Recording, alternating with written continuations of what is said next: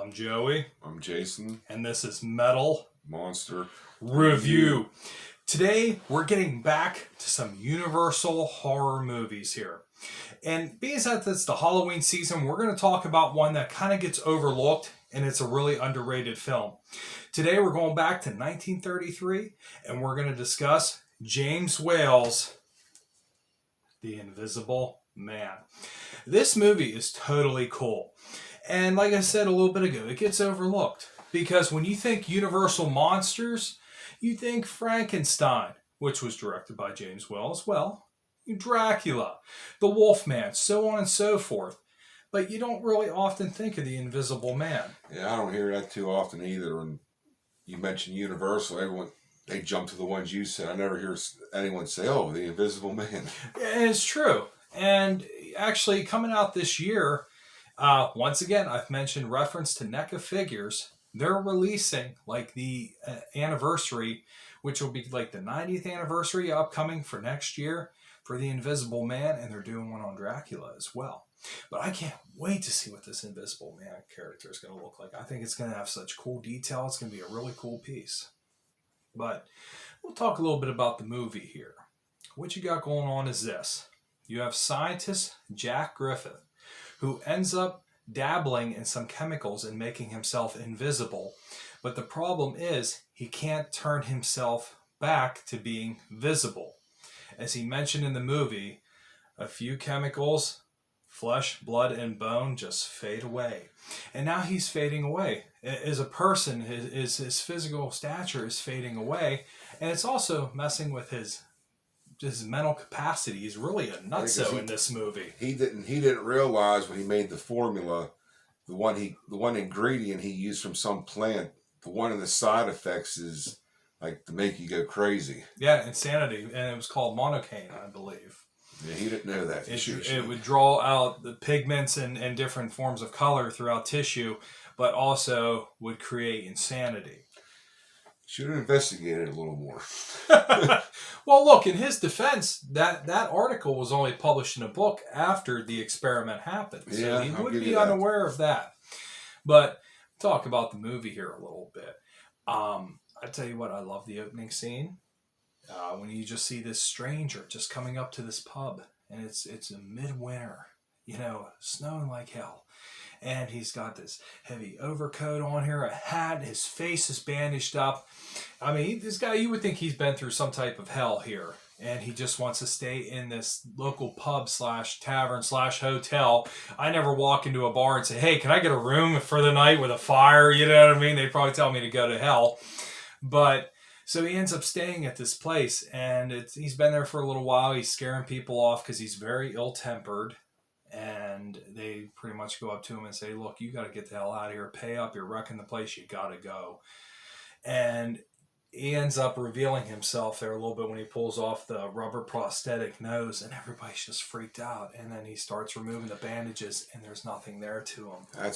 There's tons of cool stuff in this movie. But that's my favorite scene of this movie. When you're just dying to know who I am, aren't you? Just crazy to know who I am. He's taking that bandage off, and they're just like looking.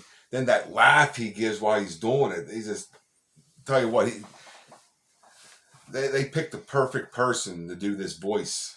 Oh, without a doubt. Claude Rains did a great job. And I think that was one of his earliest roles. And you don't even really see him until, well, as we mentioned in the show, spoilers ahead, But you don't see the full reveal of Claude Rains until he actually officially dies at the end of the movie, which I thought was a really cool, revealing scene. Another cool little fact about that is I heard that Mark Hamill, he did the voice of the Joker in the animated series and some of the video games. He got inspiration from that for the Joker's laugh. And you know what? I think that's a great fact. I can totally believe something like that for sure. Claude Rains did an amazing job doing that. And in the sequel, The Invisible Man Returns, they actually had Vincent Price do the Invisible Man. And he's another one with an iconic voice. And, that was a very early role for him. And what a big name he's become throughout horror. But as I mentioned a little bit ago, this movie kind of gets overlooked, and I don't know why. It's got some really killer special effects, especially for its Yeah, time. that 1933, man. That looks good now. Yeah, I mean, you I still see agree. like the the weirdness about it, but for back then, man, no computer animation. No, practical effects done at its finest. And how they actually film this, and kind of give you the world in a minute with it, they actually would say they want to cover his chin. You want his chin to be invisible. So they would take like a black velvet and go around the chin, and then they would film it and photograph it against a black background to make it appear to be visible. It was really weird and kind of like really well done for its time. And when you see this, it's like it kind of blows you away a little bit. Like, whoa, how the hell they do that? And the most difficult shot they had to do was when he was looking at himself in the mirror, because they had to film it from behind him using that technique from the back, from the front, and then the angle of the mirror, because you're going to see the reflection of him in the mirror. So they had to photograph it that way too, which was a difficult shot to do. But what they got out of it is what they put in, and it was really cool to see all that hard work. Now, with this one here, a little fact here is that this movie has a high body count, as you and I were talking about a little bit ago, because our friend Mr. Griffith goes a little fucking nutso and decides to kill everybody on a train. And not to mention, there had to be at least between 80 and 100 people on that train. One would think, you know. One would think. It's like he was going mad with power because he figured, hey, an invisible man, will learn the secrets of everything. Nobody will see him coming and no one will see him going. But really, in all honesty, and he mentioned that the whole world is his hiding spot, but yet at the same time, he's very vulnerable out in the open. You have to remember, this is wintertime here. So inclement weathers could probably give him away because you're going to see his breath. Yeah. He's walking in the snow. You're going to see the footprints in the snow. And you know how they actually did the footprints in the snow? I was actually wondering that, how?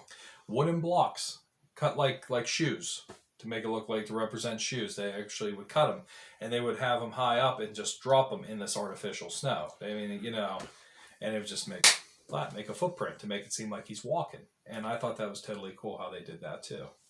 I thought it was cool how primitive it was, how they tried to catch him. All the policemen jointed arms, making like a big fence, closing in. Yeah, I like that. Nowadays, get thermal vision, whatever it's called. They didn't have that shit back then. No, they had to rely. I thought that was cool. How I agree with you in a way that is clever when they all locked arms and then they would just kind of swarm, and because they figured he's in this room, we're all going to swarm him. You know what I mean? So I did appreciate that because that was very primitive. And what's another scene that you liked here?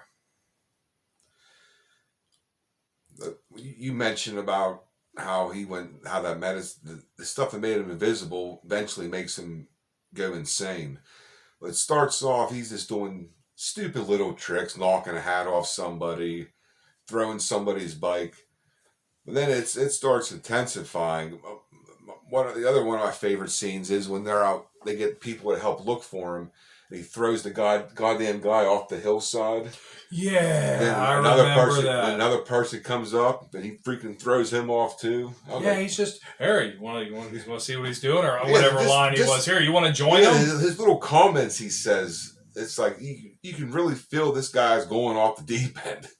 And it's kind of hard to imagine the role now without having Claude Rains doing the voice of the Invisible Man, because their first choices that they wanted to use originally, they wanted Boris Karloff, they wanted, he turned it down, then they were going to use Colin Clive, who was another character, played Dr. Frankenstein in the 1931 version.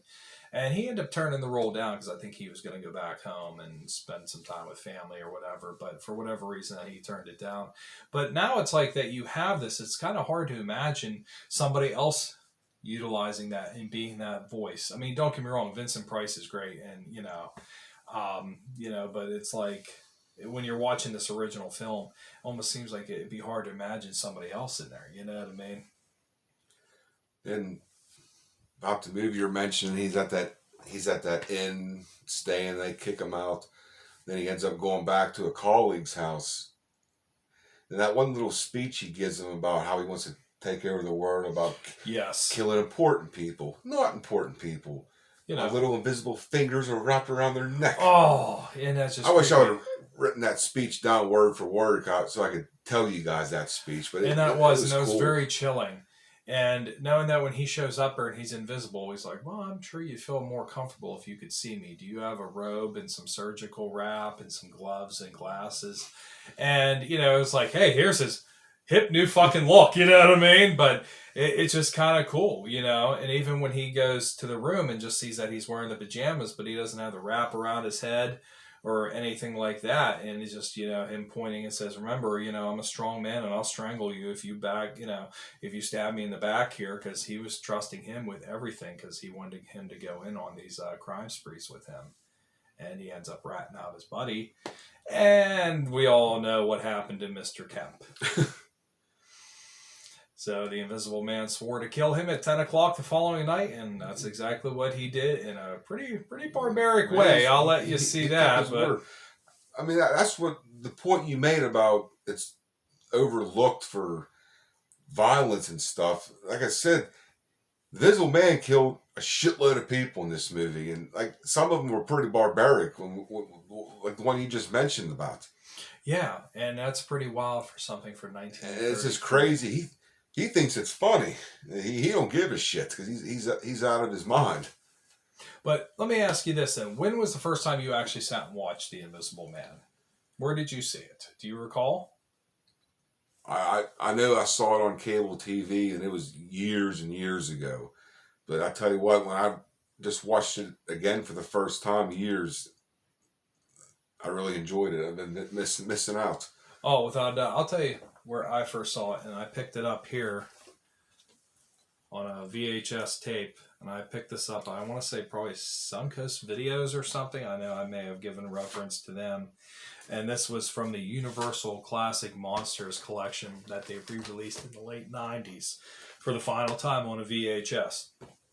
And I remember being at a tape store and picking it up and just thought it was totally awesome because I picked up a lot of my Universal Monster movies that way.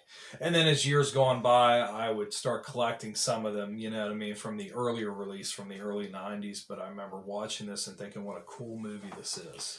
So I never seen, you mentioned about the sequels to them. I never seen none of the sequels. I'm going to be honest, I haven't either. I know they made The Invisible Man Returns, Revenge of the Invisible Man. The Invisible Woman. Yeah, they made that. The Invisible Agent.